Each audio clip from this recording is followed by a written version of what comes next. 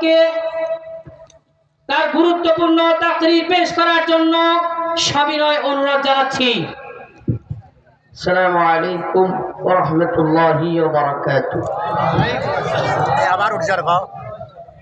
إن الحمد لله نحمده ونستعينه ونستغفره ونؤمن به ونتوكل عليه ونعوذ بالله من شرور أنفسنا ومن سيئات أعمالنا من يهده الله فلا مضل له ومن يضلل فلا هادي له ونشهد أن لا إله إلا الله وحده لا شريك له.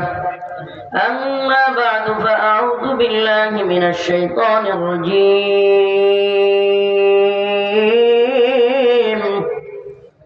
بسم الله الرحمن الرحيم.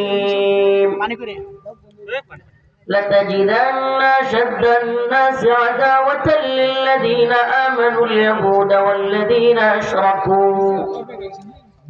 صدق الله مولانا العظيم وصدق رسوله النبي الكريم ونحن على ذلك من الشاهدين والشاكرين والحمد لله رب العالمين. شكرا درود شريف. اللهم صل على محمد وعلى آل محمد كما صليت على إبراهيم وعلى آل إبراهيم إنك حميد مجيد. اللهم بارك على محمد وعلى آل محمد كما باركت على إبراهيم وعلى آل إبراهيم إنك حميد مجيد. মুরাদপুর শাহী জামে মসজিদের উন্নয়ন কল্পে মুরাদপুর সদর দিনাজপুরের আজকের এই তাফসীরুল কোরআন মাহফিলের সম্মানিত উলামায়ে কেরাম, মুরব্বিয়ান আযম, প্রিয় যুবক ভাইরা, স্নেহের ছোট ভাইরা, পর্দানিশীন শ্রদ্ধা মা ও বোনেরা, আল্লাহ রাব্বুল আলামিনের দরবারে অসংখ্য অগণিত শুকরিয়া যে মহান রব্বুল আলামিন আপনাকে আমাকে কোরআন সুন্নাহ থেকে কিছু কথা বলবার এবং শুনবার তৌফিক দান করেছেন। সেজন্য অন্তরের অন্তঃস্থল থেকে কালিমাতুশ শুকর আদায় করে স্বতঃস্ফূর্ত আওয়াজ করে বলে আলহামদুলিল্লাহ। আরো জোরে আওয়াজ করে বলে আলহামদুলিল্লাহ। প্রিয় উপস্থিতি, আমি আপনাদের সামনে আজকে মুসলমানদের শত্রু এবং মিত্র এই বিষয় নিয়ে আলোচনা করব। মুসলমানদের শত্রু এবং মিত্র, মুমিনদের শত্রু কারা এবং বন্ধু কারা, আল্লাহ পাক কোরআন কারীমের মধ্যে এই ব্যাপারে সুস্পষ্ট দিক নির্দেশনা দিয়েছেন। শত্রু কয়েক প্রকারের হইতে পারে। এক প্রকারের শত্রু আপনাকে দেখলে বকা করে, বকা দেয়, গালিগালাজ করে, হুমকি দেয়। এমনও শত্রু আছে যারা আপনাকে দেখা মাত্রই হাত পা ভেঙে দেবে, আক্রমণ করবে। তৃতীয় প্রকারের এমনও শত্রু আছে যে কিনা আপনাকে মেরে ফেলবে, আপনার ঈমান, আপনার দিন, আপনার দেশ সবকিছু ধ্বংস করে দিতে চাইবে। এই তিন প্রকারের শত্রুই আমাদের রয়েছে। এই তিন প্রকারের মধ্যে নির্বোধ কারা এবং জ্ঞানী কারা? যারা হুমকি দেয়, ধমকি দেয়, গালিগালাজ দেয়, বকা দেয়, এদেরকে মোকাবেলা করতে গিয়ে নিজের সময়, শ্রম, ঘাম ব্যয় করে, নাকি যারা আপনাকে আমাকে ধ্বংস করে দিতে চায়, আপনাকে, আপনার দিনকে, আপনার ঈমানকে, সব কিছুকে ধ্বংস করে দিতে চায়, এমন শত্রুর বিরুদ্ধে নিজের সময়, শ্রম, ঘাম, রক্ত সবকিছুকে ব্যয় করে? কে বোকা এবং কে জ্ঞানী এখান থেকে বোঝা যাবে। যদি আপনি ওই শত্রু যে কিনা আপনারে বকা দেয়, একটু গালি দেয় কিংবা হুমকি দেয়, তার বিরুদ্ধে লাগতে গেলেন, আর এদিকে যে শত্রু আপনাকে হত্যা করতে চায়, আপনার দেশ দখল করতে চায়, সে এসে আপনাকে অ্যাটাক করলো, হতে পারে কি পারে না? আমার কথা বুঝতেছেন? তিন প্রকারের শত্রু আমাদের আছে। এক প্রকারের শত্রু বকাঝকা দেয়, হুমকি দেয়, গালিগালাজ করে। দুই নম্বর শত্রু যে কিনা হাত পা ভেঙে দিতে চান। তৃতীয় প্রকারের শত্রু যে কিনা আপনাকে মেরে ফেলতে চায়, আপনাকে ধ্বংস করে দিতে চায়, আপনার সব কিছুকে ধ্বংস করে দিতে চায়। এই তিন প্রকারের শত্রু আছে। আল্লাহ পাক বলেন লাতাজিদান্না শাদ্দান-নাসি আদাওয়াতাল লিল্লাযীনা আমানুল ইয়াহুদা ওয়াল্লাযীনা আশরাকু। আল্লাহু আকবার। আল্লাহ রাব্বুল আলামিন বলেন, হে ঈমানদাররা, ইহুদি এবং মুশরিকরা হলো তোমাদের এমন শত্রু যারা কিনা তোমাদেরকে বকা দিয়া হুমকি দিয়া থেমে থাকতে চায় না, যারা কিনা তোমাদের হাত পা ভেঙে দিয়া থেমে যায় না, বরং ইহুদি এবং মুশরিকরা পৌত্তলিকরা তোমাদের এমন ভয়াবহ শত্রু যারা কিনা তোমাদেরকে ধ্বংস করতে চায়, তোমাদের দিন ঈমানকে শেষ করে দিতে চায়, যারা কিনা তোমাদের ভূখণ্ডকে দখল করতে চায়। এরা হলো তোমাদের এমন শত্রু। কে বলেছেন এটা? সুবহানাল্লাহ। আল্লাহ পাক পরিচয় করে দিচ্ছেন, এরা আমাদের এমন শত্রু। লাতাজিদান্না আশাদ্দান নাস আদাওয়াতাল লিল্লাযীনা আমানুল ইয়াহুদ ওয়াল্লাযীনা আশরাকু। ইহুদি এবং মুশরিকরা তোমাদের এমন শত্রু যারা তোমাদের ধ্বংস করে দিতে চায়, তোমাদের দ্বীন, ঈমান, তোমাদের দেশ, সবকিছু। একটা উদাহরণ দেখাই। এতদিন তো আমরা বিগত 16 বছর শুরু হয়েছে ইন্ডিয়ার সাথে আমাদের সম্পর্ক, অনেক গল্প শুনেছি, শুনি নাই? কেউ বলেছেন ইন্ডিয়ার সাথে আমাদের স্বামী স্ত্রীর সম্পর্ক, কেউ বলেছেন আমাদের রক্তের সম্পর্ক, এক একজন এক একটা বলছেন। কিন্তু এখন আমরা কি দেখছি, হাসিনা পালায় যাওয়ার পরে পীড়িত হয়ে গেল। তার মানে কি বোঝা গেল? যতদিন হাসিনা এবং তার দল ইন্ডিয়ার গোলামি করেছে, ঠিকঠাক মতো ইন্ডিয়ার পক্ষে জি হুজুর, জি জি জি করছে, জি জনাব, যাহা বলিবেন তাহাই। সীমান্তের কাঁটাতারে ঝুলে আছে লাশ, বন্যার পানি দিয়ে ভাসিয়ে নিয়ে যাচ্ছে লাশ। তারপরেও আম্রপালি, ইলিশ, বন্দর, ট্রানজিট সুবিধা, রেল লাইন, সব সুবিধাগুলো দিয়া গোলামি করলো। তখন কত সুন্দর সম্পর্ক। কিন্তু এখন যখন এদেশের মুসলমানরা, এদেশের জনগণ সিদ্ধান্ত নিয়েছে আমরা আর ভারতের গোলামি করব না, এখন দেখা যাচ্ছে তাদের আসল আচরণ। সীমান্তের কাঁটাতারের বেড়ায় আলহামদুলিল্লাহ কিছুক্ষণ আগে একটা নিউজ দেখলাম, মনটা ভরে গেছে। ছোট্ট জীবনে এই নিউজ আর কোনোদিন শুনি নাই। দিনাজপুরবাসী দেখাই দিছে, জানেন কিছু? কি জানেন? মাশাআল্লাহ, খবর রাখতে হবে। যে জাতি তার নিজেদের খবরাখবরই রাখে না, এ জাতি অচেতন, এ জাতি জীবনে কোনোদিন বিজয়ী হয় না। সজাগ থাকা লাগে। আলহামদুলিল্লাহ দিনাজপুরবাসী দেখাই দিছে, দিনাজপুরের মধ্যে মুজাহিদরা দেখাই দিছে যে হিন্দুত্ববাদী ইন্ডিয়া আমাদেরকে হুমকি দিয়া আমাদের দেশ থেকে একজনকে ধরে নিয়ে গেছে, আমাদের মধ্য মুজাহিদরাও ওদের একজনকে ধরে নিয়ে আসছে। আলহামদুলিল্লাহ, আমাদেরকে তৈরি থাকতে হবে।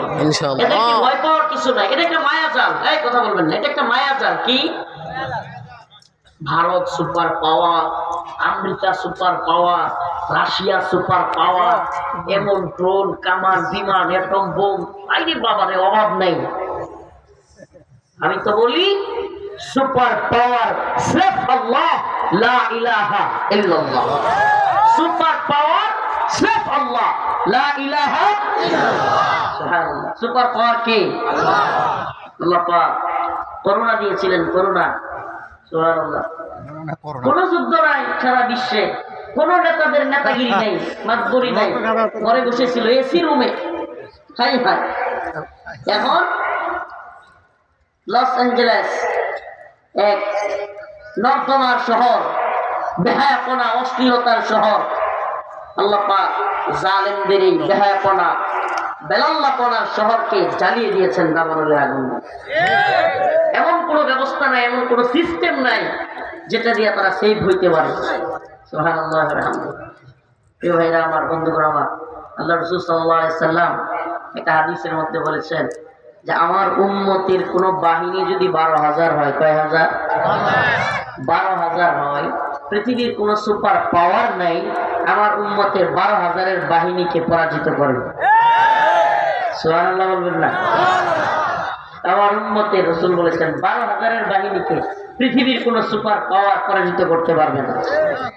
কেন? ইতিহাস কি বলে? বদরে আমরা বিজয়ী। 12,000 লাগছে? 313 জন। বদরে আমরা বিজয়ী।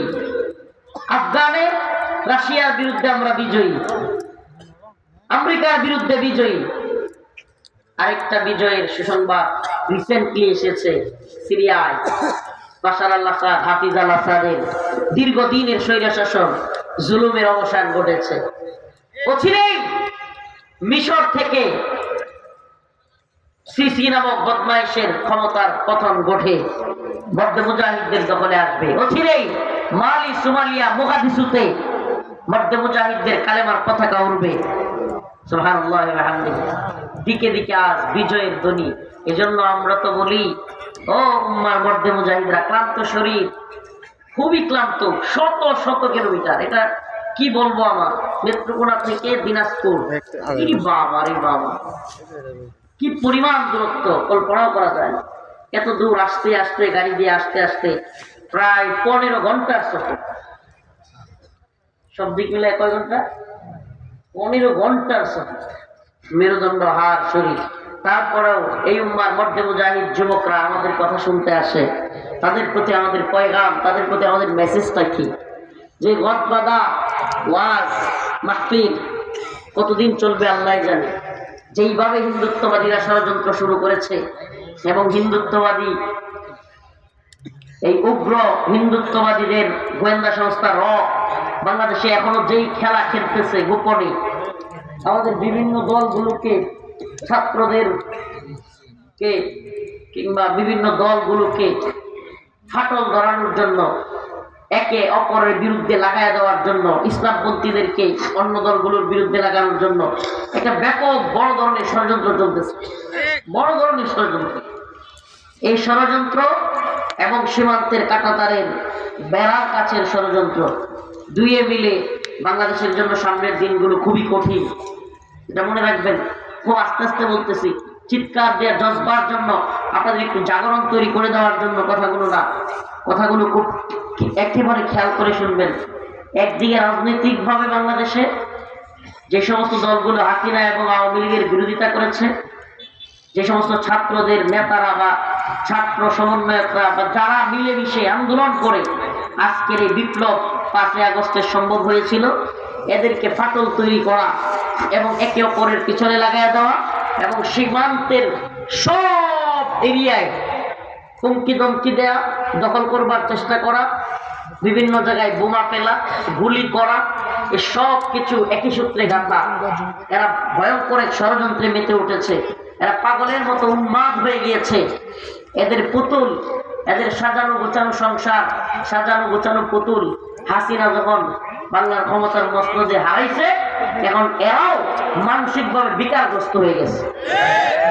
প্রিয় ভাইরা আমার, বন্ধুরা আমার, তবে একটা কথা বলি, পাগলের সুখ মনে মনে, কাগজ উড়ায় টাকা গুনে। পাগলের সুখ মনে মনে, কাগজ উড়ায় টাকা গুনে। এত সহজ না যে জাতি স্বৈরাচার জালিমদেরকে জাতাকলে পিষ্ট হতে হতে ছাত্র, শিক্ষক, বক্তা, মুফতি, শাইখুল হাদিস, বুদ্ধিজীবী, কলামিস্ট সকলে একমত হয়ে সকল দল মত নির্বিশেষে জালেমদের বিরুদ্ধে অবস্থান নিয়েছে। সেই ভূখণ্ডে নতুন করে জালেমকে আবার পুনর্বাসন করা অসম্ভব। আমরা সকলকে বলি, সজাগ থাকবেন। আল্লাহ পাক কোরআনে কারীমের মধ্যে বলেছেন, লাতাজিদান্না আশাদ্দান নাস আদাওয়াতাল লিল্লাযিনা আমানুল ইয়াহুদ ওয়াল্লাযিনা আশরাকু। মুমিনদের সবচেয়ে কঠিন শত্রু ইহুদি এবং মুশরিকরা। আপনি একটু তাকায় দেখেন ফিলিস্তিনের দিকে। বলেন তো, ফিলিস্তিনে মুসলমানদেরকে কারা নির্যাতন করতেছে? ইহুদিরা। আল্লাহ পাক কত বছর আগে কোরআনে বলেছেন, অথচ আজকে আমরা কি দেখি? একদিকে ইহুদিরা নির্যাতন করতেছে, আরেকদিকে কাশ্মীরে নির্যাতন করতেছে কারা? বলেন না কারা? মুশরিকরা, পত্তলিকরা। তো আল্লাহ পাকের কথা মিলল কি মিলল না? বিধ্বস্ত চৌচির ভূস্বর্গ কাশ্মীর, তিলে তিলে জলে পড়ে হলো ছাই। প্রতিবেশী বাংলায় কোথাও আজ কি হয়, রুখে দাঁড়াবার মতো কেউ নাই, কেউ নাই, জিহাদে যাবার মতো কেউ নাই। বিধ্বস্ত চৌচির ভূস্বর্গ কাশ্মীর, তিলে তিলে জলে পুড়ে হলো ছাই। প্রতিবেশী বাংলায় কোথাও আজ কি হয়, রুখে দাঁড়াবার মতো কেউ নাই, কেউ নাই, জিহাদে যাবার মতো কেউ নাই। জেগে ওঠো, জেগে ওঠো, ঘুমন্ত পৃথিবীর, ভারতের বাধারে ত্রাস হয় দিল্লির। তোমাদের পায়ে কেন গোলামের জিঞ্জির, ইতিহাসে আজ কেন জয় নাই, জয় নাই, রুখে দাঁড়াবার মতো কেউ নাই, জিহাদে যাবার মতো কেউ নাই। বিধ্বস্ত চৌচির ভূস্বর্গ কাশ্মীর, তিলে তিলে জলে পড়ে হলো ছাই। প্রতিবেশী বাংলায় কোথাও আজ কি ভাই, রুখে দাঁড়াবার মতো কেউ নাই, কেউ নাই। এই সঙ্গীত আমাদেরকে স্মরণ করায় দেয় কাশ্মীরের অবস্থা। মুসলমান ইমানদার, তোমাদেরকে বলি, উম্মার জাগ্রত যুবকেরা, যৌবন যার, যুদ্ধে যাওয়ার সময় তার, ইতিহাস সাক্ষী যে জাতির যুবকেরা গর্জে উঠেছে, পৃথিবীর কোন জালেম তাগুত সেই যুবকদের সামনে উঠে দাঁড়াইতে পারে না, দাঁড়াইতে পারে না। সুবহানাল্লাহ। আল্লাহ পাকের কথা শুনেন, আসেন আল্লাহর কথা শুনি। আল্লাহ বলেছেন, ইয়া আইয়ুহাল্লাযীনা আমানু লা তাত্তাখিযুল ইয়াহুদ ওয়ান নাসারা আউলিয়া।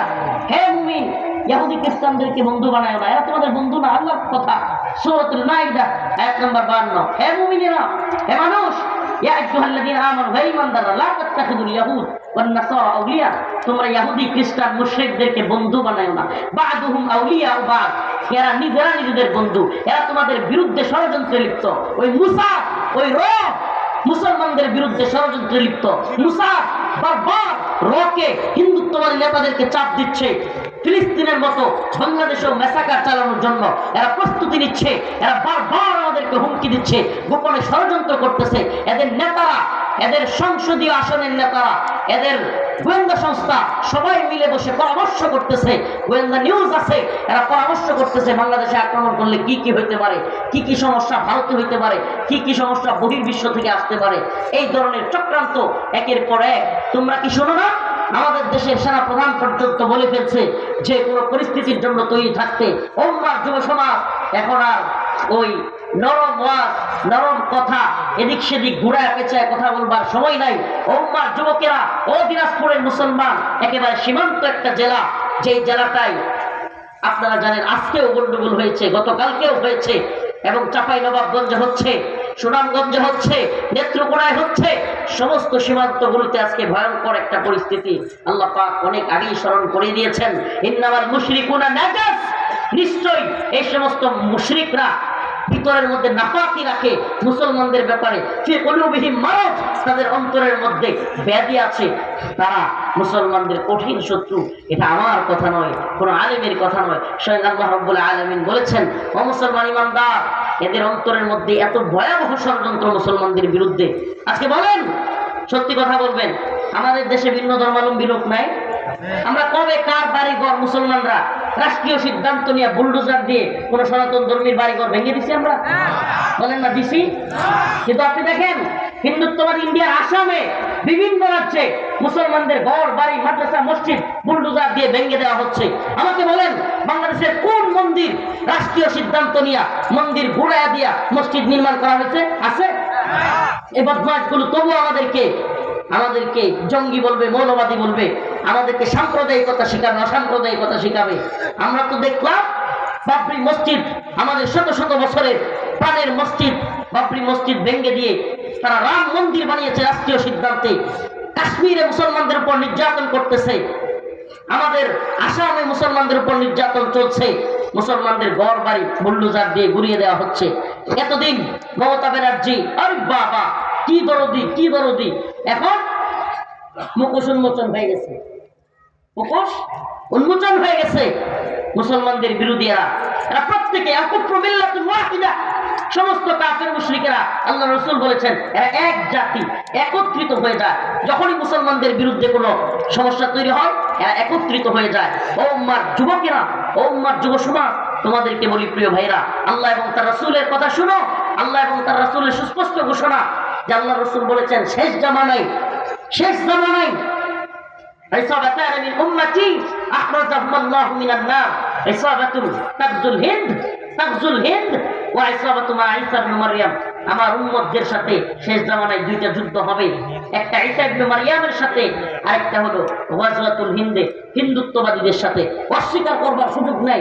এমন একজন ব্যক্তি বলেছেন, আকায়ে নামদার তাজদারে মদিনা সরদারে দো আলম মুহাম্মদ আরবি সাল্লাল্লাহু আলাইহি ওয়াসাল্লাম, যার দুই টুটের মাঝখান দিয়া জীবনে কোনোদিন মিথ্যা বলেন না।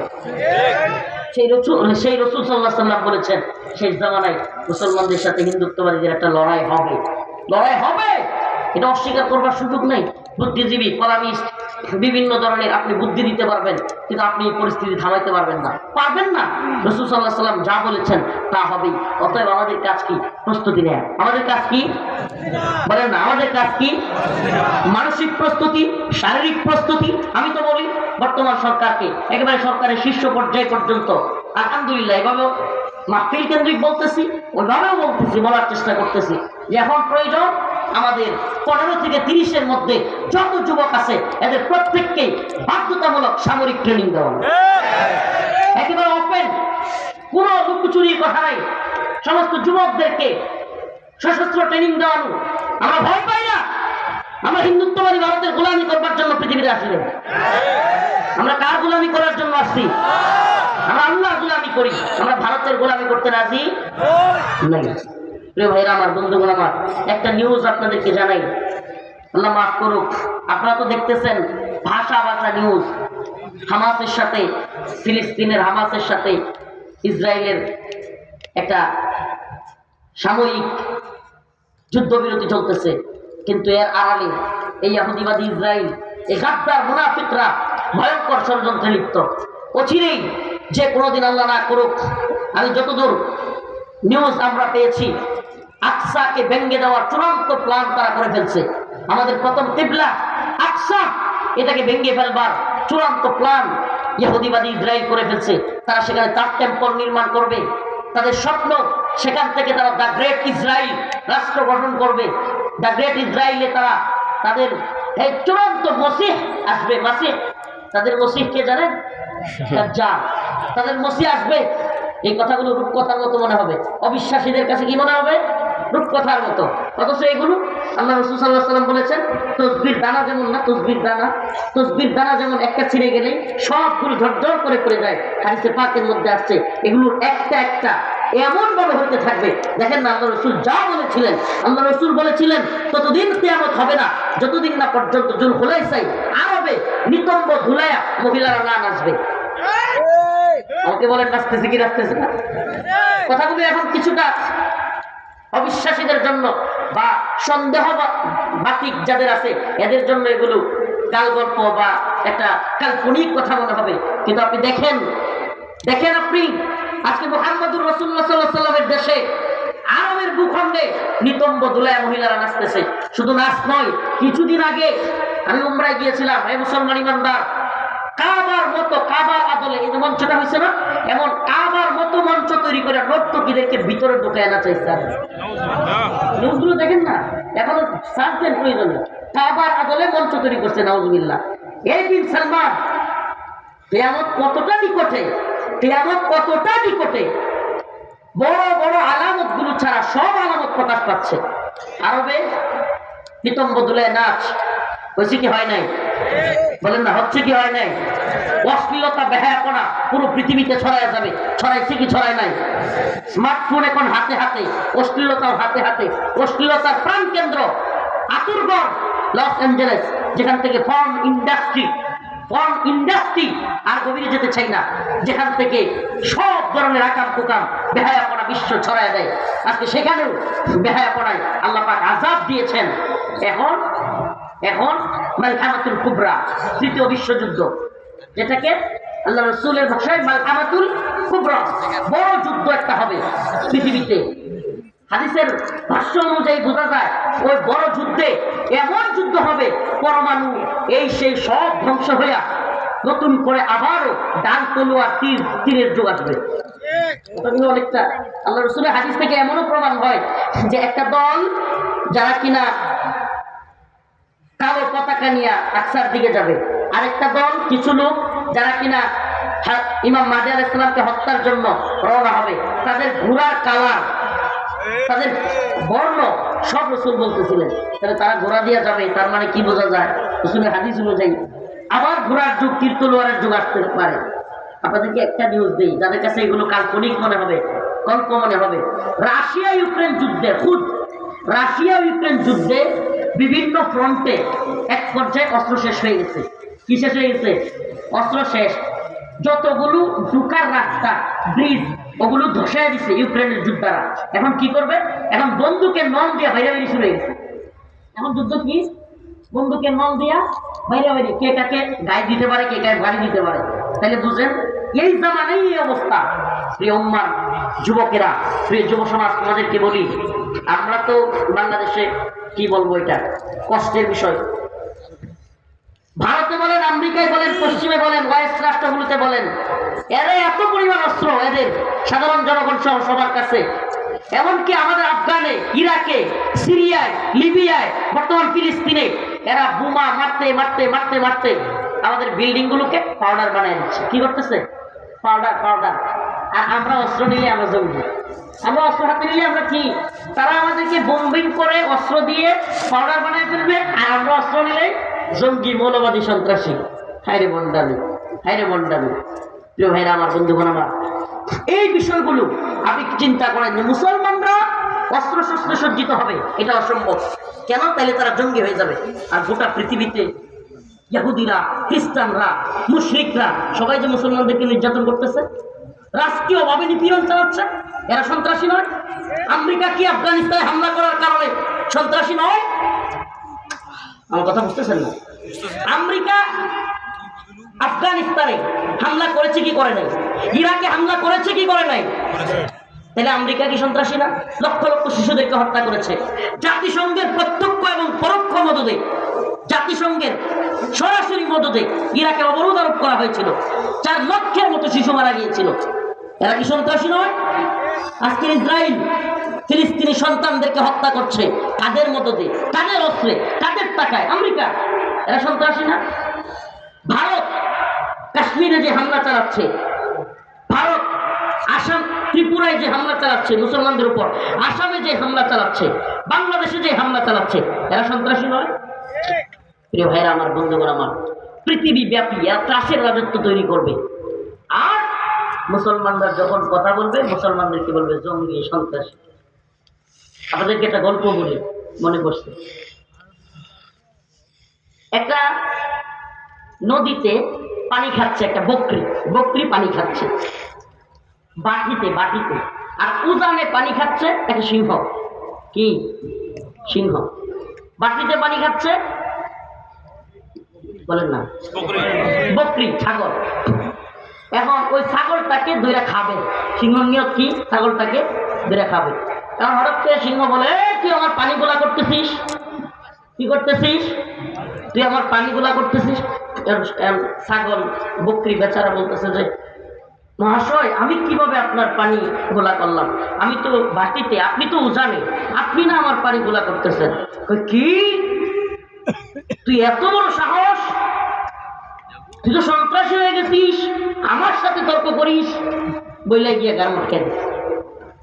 মানে ওদের হলো আমাদের ঘাড় আটকানোর জন্য কারণ দরকার। কি দরকার? কারণ দরকার। আল্লাহ না করুক হঠাৎ করে শুনবেন এরা বলবে, মনে করেন এরা বলে বসবে যে বাংলাদেশে মৌলবাদী উগ্রবাদী দিয়ে ভরে গেছে। ইউনূস হলো মৌলবাদীদের প্রধান। ডক্টর ইউনূস কি? মৌলবাদীদের প্রধান। এখন তাদেরকে উৎখাত করতে হবে। বেশ বেশ, আর কোনো কারণ নেই। এই সন্ত্রাসবাদ, মৌলবাদ, জঙ্গিবাদ এগুলো ছড়িয়ে দেওয়া, এগুলাকে বলে নেম কিলিং। নেম কিলিং কি বলে? নেম কিলিং, ট্যাগ দেওয়া। প্রথমে যে কাউকে একটা ট্যাগ দেওয়া, ও রাজাকার, ও জঙ্গি, ও যুদ্ধ অপরাধী, ও মৌলবাদী। কারণ কি এই ট্যাগগুলো দিলে মারতে সহজ, মানুষ বিভ্রান্ত হয়। কেন? রাজাকার, তার পক্ষে কথা বলা যাবে না, আমাকেও রাজাকারের মামলা দিয়ে দিবে। জঙ্গি, সাবধান, তার পক্ষে কথা বলা যাবে না, তাহলে তার পক্ষে আমাকেও তার মতো মামলা দিয়ে দিবে। এই ধরনের ট্যাগগুলো, এগুলো আজকে থেকে শুরু না। সে হিটলারের একজন মন্ত্রী ছিল ট্যাগিং মিশন, ট্যাগ দেওয়ার জন্য, নেম কিলিং এর জন্য। ভাইরা আমার, বন্ধুগণ আমার, এলাকায় আপনার সাথে কারো গন্ডগোল আছে, ঠিক আছে, তার একটা কুকুর আছে, মনে করেন যে পালে, হ্যাঁ, আপনি কুকুরটাকে মেরে ফেলতে চান, এলাকায় খালি প্রচার করে দিবেন যে অমুকের কুকুরটা তো পাগলা হয়ে গেছে। কি হয়ে গেছে? পাগল হয়ে গেছে। তাহলে সবাই মিলে মেরে ফেলবে, আপনার কোনো দোষ নেই। এটাকে বলে নেম কিলিং। আগে ওই কুকুরটাকে পাগলা বলো, তারপরে মেরে ফেলো। আগে ওই লোকটাকে জঙ্গি বলো, তারপরে ফাঁসি দাও, কোনো সমস্যা নেই। আগে ওই লোকটাকে রাজাকার বলো, তারপরে ফাঁসি দাও, কোনো সমস্যা নেই। কেউ রাজাকারের পক্ষে কথা বলবে না। আল্লামা সাইদি রাহিমাহুল্লাহ বলেন না, এই ব্যক্তিকে রাজাকার বলার পরে এদেশের আলেম উলামারা কেউ কথা বলে না, অনেকেই কথা বলে নাই। কেন কথা বলে নাই? কারণ আমিও রাজাকারের মামলা খাই যাব।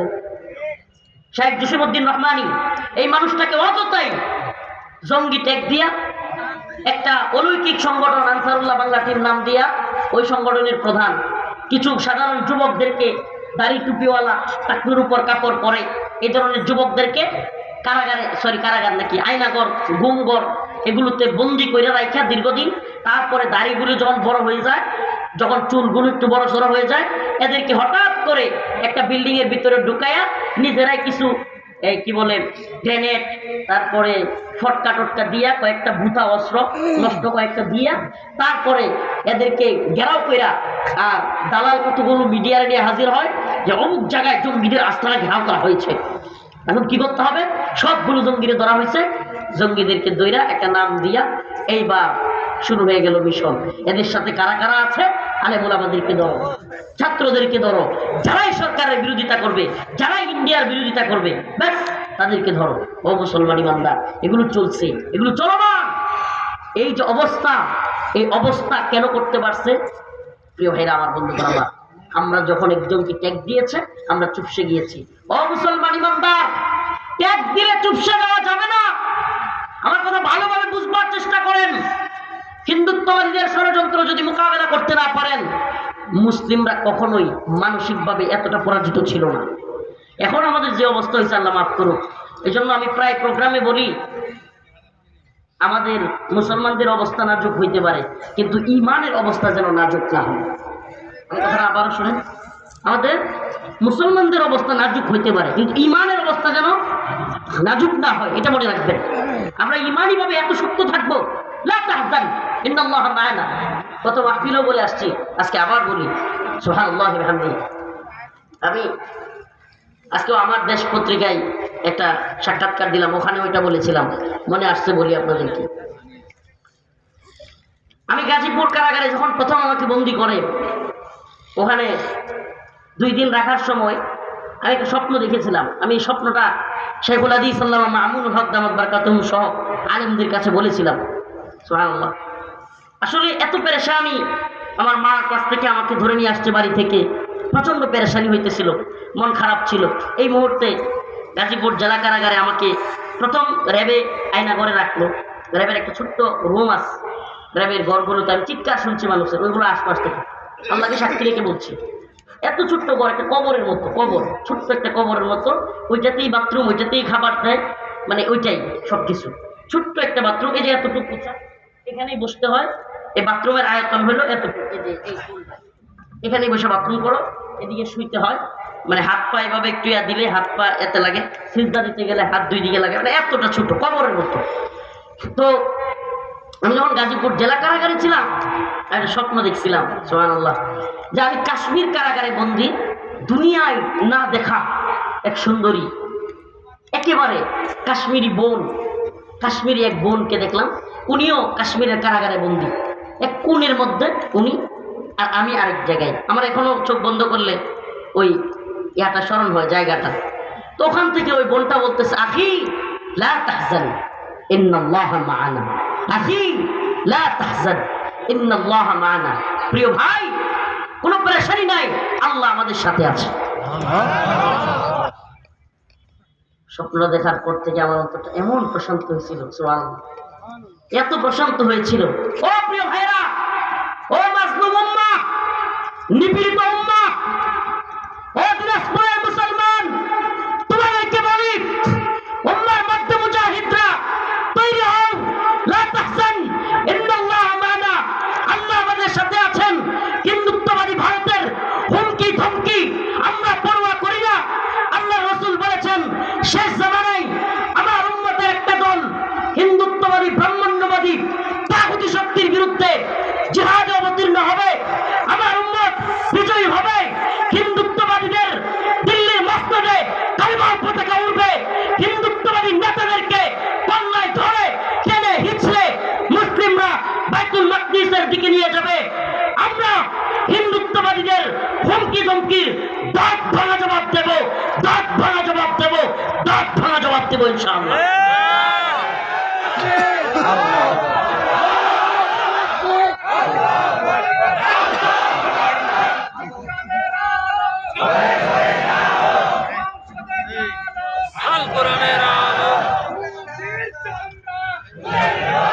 হ্যাঁ মুসলমান ইমানদার, সুস্পষ্ট বোঝেন, এখানে আওয়াজ বেশি দরকার নাই, সচেতন হওয়া বেশি দরকার। হ্যাঁ মুসলমান ইমানদার, ভালোভাবে বুঝবার চেষ্টা করেন।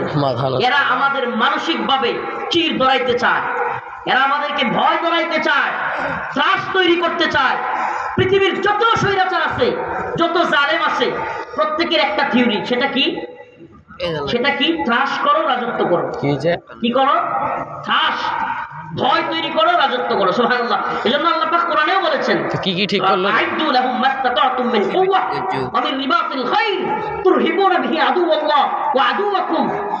আল্লাহ পাক বলেছেন, তোমরা শক্তি সঞ্চয় করো, কুওয়াত অর্জন করো, এবং আল্লাহর শত্রু এবং তোমাদের শত্রুদের অন্তরে ভয় তৈরি করো। সুবহানাল্লাহ। কয় টাকা নিছে? আল্লাহ বলেছেন আল্লাহর শত্রু এবং আমাদের শত্রুদের বিরুদ্ধে ভয় তৈরি করার কথা। আর এখন আমরা নিজেরাই ভয় পেয়ে বসে আছি, আমরা নিজেরাই ভয় পেয়ে বসে আছি মুসলমান ইমানদার। এই জন্য আমরা এই কথাগুলো কেন বলি, আমরা এই সচেতনতা কেন তৈরি করি? কারণ এই উম্মার যুবকদের সচেতন হওয়া জরুরি। যে কোনো মুহূর্তের জন্য এই দুনিয়ার রঙিন স্বপ্ন দেখা বাদ দাও যুবক, দুনিয়ার রঙিন স্বপ্ন দেখা বাদ দাও। দুনিয়ার গাড়ি বাড়ি ব্যাগ ব্যালেন্স ভালো বিয়ে এই সেই এই চিন্তা বাদ দাও। শাহাদাতের তামান্না অন্তরে লালন করো, শাহাদাতের তামান্না লালন করো। আরে হিন্দুত্ববাদী মুশরিকরা বাঁচার জন্য, টাকার জন্য, ব্যাংক ব্যালেন্সের জন্য, বাড়ি গাড়ি নারী নিয়ে খুশিতে থাকবার জন্য এরা চাকরি করে, এই বিএসএফ সদস্যরা। আর আমরা আল্লাহর জন্য, দ্বীনের জন্য জীবন দেওয়ার জন্য, ভূখণ্ড রক্ষার জন্য তৈরি আছি। দুই দলের মধ্যে বিজয়ী হবে কোন দল? আল্লাহর গোলামরা নাকি শয়তানের গোলামরা? হ্যাঁ, আল্লাহর গোলামরা বিজয়ী হবে না শয়তানের গোলামরা? প্রিয় ভাইরা আমার, আল্লাহর গোলাম, আখেরি কথা, আখেরি পয়গাম, আল্লাহর গোলাম হওয়ার জন্য সবচাইতে জরুরি যেটা, সেটা হলো ফজরের নামাজ ছাড়বেন না। ফজরের নামাজ এমন একটা নামাজ যেই সালাত ইমানদার এবং মুনাফিককে আলাদা করে। কি করে? ইমানদার এবং রাত্র থেকে দিনকে ফজর যেমন আলাদা করে দেয়, ইমানদার থেকে মুনাফিকদেরকেও আলাদা করে। আল্লাহ পাক ফজরকে এমন একটা টাইমে রাখছেন, মুনাফিকদের জন্য ফজরের নামাজ পড়া সহজ না। আর এমন একটা সময় রাখছেন যে মুমিনের জন্য কঠিনও না। মুমিনের জন্য কঠিন না, মুনাফিকের জন্য সহজ না। ফজর ইমানি শক্তি বাড়াবে, সুবহানাল্লাহ। ফজর চেহারার নূর বাড়ায় দিবে, সুবহানাল্লাহ বলেন না? ফজর রিজিকের ওয়াসাআত বাড়ায় দিবে। আপনি না চাইতেও দেখবেন যে সুবহানাল্লাহ কোত্থেকে জানি আপনার রিজিক চলে আসতেছে। সুবহানাল্লাহ বলে। ফজর রিজিকের ওসাআত বাড়ায় দিবে, ফজর চেহারার নূর বাড়ায় দিবে। অতএব ফজর, আবারও বলি, ফজর রাত্র থেকে যেমন দিনকে আলাদা করে দেয়, মুমিন থেকে মুনাফিকদেরকে আলাদা করে দেয়। ফজর ইমানের নূর বাড়ায় দেয়, চেহারার নূর বাড়ায় দেয়। ইমানের নূর বাড়ানোর জন্য ফজর জরুরি। ইনশাআল্লাহ করবেন তো? ইনশাআল্লাহ। যে ব্যক্তি ফজরের নামাজ কন্টিনিউ করতে পারবে আর বাকি 4 ওয়াক্ত আলহামদুলিল্লাহ হয়ে যাবে। এই শীতের দিনে, এই শীতের রাতে ঠান্ডা পানি দিয়ে ওযু করে ফজরটা পড়লে সুবহানাল্লাহ কি শান্তি লাগবে। আল্লাহ পাক অনেক খুশি হবেন, অনেক খুশি। এই উম্মার যুবকেরা, আসো বাংলাদেশের ষড়যন্ত্র নিয়ে একটু সজাগ হই, দ্বিতীয় আল্লাহর কাছে দোয়া করি। আপনারা জানি না আমার কথাগুলো কিভাবে নিচ্ছেন, কিন্তু ভয়ঙ্কর ষড়যন্ত্র হচ্ছে বাংলাদেশকে নিয়ে, ভয়ঙ্কর এক ষড়যন্ত্র। যে কোনো পরিস্থিতি হাসিনা গেছে বলে একবারে সেই নাকে তেল দিয়ে ঘুমায়া আগামীকালকে ক্ষমতার লোক দেখিয়েন না। এত সহজ না এটা। ক্ষমতা ক্ষমতা ক্ষমতা, চেয়ার চেয়ার চেয়ার, হঠাৎ করে দেখবেন চেয়ারের খোলা ভাঙ্গা ঠস করে বেড়ে গেছে। এই ক্ষমতার লালসা বাদ দেন, এই উম্মাকে জাতিকে ঐক্যবদ্ধ করেন। জাতি গভীর একটা ক্লান্তি লগ্ন আসতেছে, গভীর একটা ক্লান্তি লগ্ন। আল্লাহ মাফ করুক এই জাতি, আল্লাহ পাক হেফাজত করুক, বলে না আমিন। আরো জোরে বলে না আমিন। আল্লাহ পাক আমাদেরকে কোরআনে সাবধান করে দিয়েছেন। আমি আবার আমার যে আয়াত সেটা তিলাওয়াত করছি। লাতাজিদান্না শাদ্দান-নাসি আদাওয়াতাল লিল্লাযীনা আমানুল ইয়াহুদা ওয়াল্লাযীনা আশরাকু। আল্লাহু আকবার। আল্লাহ পাক বলেন লাতাজিদান্না, অবশ্যই অবশ্যই তোমরা পাবে। আল্লাহ পাক অবশ্যই অবশ্যই তাকিদ দিয়া বলতেছে, তোমরা অবশ্যই অবশ্যই পাবে। আদাওয়াতান, শত্রু হিসেবে, লিন্নাসি, মানুষদের থেকে তোমাদের শত্রু হিসেবে পাবে আল ইয়াহুদা ওয়াল্লাযীনা আশরাকু, ইহুদি এবং মুশরিকদেরকে। এরা সব সময় তোমাদের শত্রু থাকবে। এরা তোমাদের রাষ্ট্রের শত্রু না, এরা তোমার শত্রু না, এরা ঈমানের শত্রু, তোমার নবীর শত্রু, তোমার আল্লাহর শত্রু। এদের শত্রুতা শুধু তোমার সাথে না। আমি কি বুঝাইতে পারছি? এদের শত্রুতা শুধু আমার আপনার সাথে না, এদের শত্রুতা আমার রাসূলের সাথে, এদের শত্রুতা আমার দ্বীনের সাথে, এদের শত্রুতা আমার ঈমানের সাথে। আল্লাহ পাক বলেন ওয়ালান তারদা আনকাল ইয়াহুদ ওয়ালান নাসারা হাত্তা তাত্তাবিআ মিল্লাতাহুম। ওলামায়ে কেরাম এখানে উপস্থিত। ওয়ালান তারদা, এরা কখনোই তোমার প্রতি, আমার প্রতি রাজি খুশি হবে না। কি হবে না? রাজি খুশি। ওয়ালান তারদা আনকাল ইয়াহুদ ওয়ালান নাসারা হাত্তা তাত্তাবিআ মিল্লাতাহুম, যতক্ষণ না আমরা তাদের দলের লোক না হব ততক্ষণ আমাদের প্রতি কি হবে না? রাজি খুশি হবে। তাহলে হাসিনার প্রতি মোদি বা ইন্ডিয়া এত খুশি কাহিনী কি? হ্যাঁ, সে আমাদের লোক, সে আমাদের লোক। আল্লাহর কথাই বোঝা যায় সে তাদের লোক। সে কার লোক? আল্লাহ বলছেন হাত্তা তাত্তাবিআ মিল্লাতাহুম, ততক্ষণ তারা তোমাদের প্রতি রাজি খুশি হবে না যতক্ষণ না তারা বুঝবে যে তোমরা তাদের লোক হয়ে গেছো। তাহলে আমরা কি ঈমান দ্বীন ছাইরা তাদের লোক হওয়া সম্ভব? সম্ভব। সুবহানাল্লাহ। ঈমানে শান দেন, ঈমান, সুবহানাল্লাহ, এটা বিরাট বড় পাওয়ার। নাইলে আমেরিকা আফগানিস্তানে হাঁটতো না, রাশিয়া আফগানে হাঁটতো না, ফ্রান্স মালি সোমালিয়াতে গিয়ে হাঁটতো না। এটা ঈমানি পাওয়ারের কারণে। সুবহানাল্লাহ। এছাড়া সম্ভব না, এছাড়া সম্ভব না। আফগানে আমেরিকা কেন হাঁটছে? তালেবানের কাছে। ঈমানি পাওয়ার। সুবহানাল্লাহ। ইসবিরু ওয়াসাবিরু ওয়ারাবিতু, মুমিন ধৈর্যের প্রতিযোগিতায় লিপ্ত। আমারে কামড় দিছ, আমিও তোমারে কামড় দিব, আসো। কামড়ের মধ্যে কে আগে ও বাবা কয়ে চিৎকার দেয়। সুবহানাল্লাহ। চিৎকার মুসলমান কখনো আগে দিবে না, কাফেররাই দিবে। তাই নাই? 2001 সাল থেকে যুদ্ধ শুরু হয়েছিল, 2021 সালে এসা আফগানে ছেড়া দেমা কেন্দাবাসী আর দরকার নাই, বলছে কি বলে নাই? আমেরিকা। আল্লাহ পাক আমাদের সবাইকে দ্বীনের পক্ষে অটল অবিচল থাকবার তৌফিক দান করুক। বলে না আমিন। আরো জোরে বলে না আমিন। ফজরের নামাজ আজকে থেকে ইনশাআল্লাহ পড়বেন তো? এই কে কে পড়বেন? লিল্লাহি তাকবীর, লিল্লাহি তাকবীর। হে উম্মার যুবকেরা, টিকটক, ফেসবুক, লাইকি, মদ, গাঁজা, নারীর পিছনে ছুটা, ইয়াবা সেবন ছেড়ে দাও। এগুলো আজকে থেকে ছেড়ে দাও। আর এই সমস্ত ফায়দা কাজে না জড়িয়ে আসো দ্বীনের পথে। ফাফিরু ইলাল্লাহ, তোমার আল্লাহ তোমাকে ডাকতেছেন, আল্লাহর দিকে ফিরে আসো। আসো ঈমানের দিকে, নূরে নূরান্বিত করো তোমার হৃদয়কে, কল্পকে। ইনশাআল্লাহ বিইজনিল্লাহ বিজয় আমাদের হবে। তৈরি থাকতে হবে। আল্লাহ পাক আমাদের সবাইকে ইমানের নূরে নূরান্বিত করুন। আল্লাহ পাক আমাদের সবাইকে নামাজি বানায়া দেন। আল্লাহ পাক আমাদের সবাইকে দিনদার পরহেজগার মুত্তাকি বানায়া দেন। আল্লাহ পাক হিন্দুত্ববাদীদের ষড়যন্ত্র থেকে আমাদের এই ভূখণ্ডকে হেফাজত করুন। আরো জোরে বলেন আমিন। আল্লাহ পাক ফিলিস্তিনের মুসলমানদেরকে হেফাজত করেন, বলেন আমিন। সুবহানাল্লাহুম্মা ওয়া বিহামদিহি আশহাদু আল্লা ইলাহা ইল্লা আনতা আস্তাগফিরুকা ওয়া আতুবু ইলাইক। তোমার কাছে খাস করে দোয়া চাই। আমার নিজের মাদ্রাসার মাহফিল রেখে আপনাদের এখানে আসছে। অনেক কাজ বাকি, স্টেজের কাজ চলতেছে, হেলিপ্যাড কোথায় হেলিকপ্টার নামবে, হুজুররা কোথায় খাওয়া দাওয়া করবে, সব কাজ বাকি এখন, রাস্তাঘাট সবকিছু। আলহামদুলিল্লাহ রাব্বিল আলামিন আর-রহমানির রহিম মালিকি ইয়াউমিদ্দিন ইয়্যাকা না'বুদু ওয়া ইয়্যাকা নাস্তাঈন আল্লাহুম্মা আরযুকনা শাহাদাতান ফি সাবিলিক আল্লাহুম্মা আরযুকনা শাহাদাতান ফি সাবিলিক আল্লাহুম্মা আরযুকনা শাহাদাতান ফি সাবিলিক। আল্লাহ পাক পরওয়ারদিগার আলম, আল্লাহ আপনি আমাদের জীবনের জিন্দেগির সমস্ত গুনাহ খাতা মাফ করিয়ে দেন। আল্লাহ সবার কাজ করতে গিয়া এক ভাই আশিকুর রহমান হসপিটালে ভর্তি, আল্লাহ আপনি তাকে সুস্থতা দান করেন। আল্লাহ ফিলিস্তিনের মুসলমানদেরকে হেফাজত করেন। আল্লাহ আল্লাহ সমস্ত ভূখণ্ডের মুসলমানদেরকে হেফাজত করেন। আল্লাহ এই ভূখণ্ডের মুসলমানদেরকে হিন্দুত্ববাদী আল্লাহ ইন্ডিয়ার ষড়যন্ত্র থেকে আপনি হেফাজত করেন রব্বুল আলামিন। আল্লাহ আমাদের দেশের মুসলমানদেরকে ঐক্যবদ্ধ করে দেন। আল্লাহ দলাদলি ভেদাভেদ ফাটল এগুলো দূর করে দেন।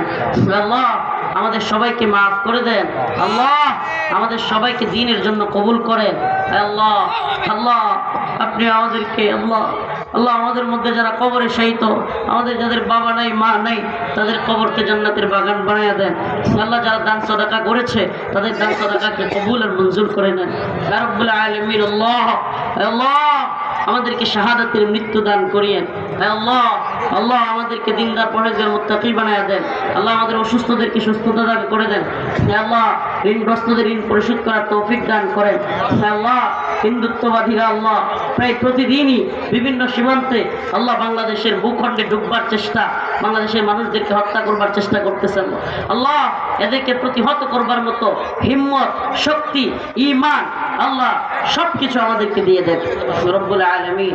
আখির কথা আল্লাহ মৃত্যুর সময় কালিমা নসিব করাইয়া দিন।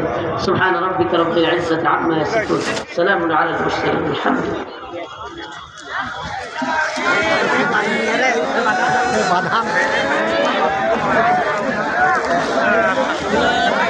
আলহামদুলিল্লাহ আমরা দীর্ঘক্ষণ পর্যন্ত মাদানী সাহেব হুজুরের কাছ থেকে অত্যন্ত তথ্যবহুল আলোচনা শুনলাম।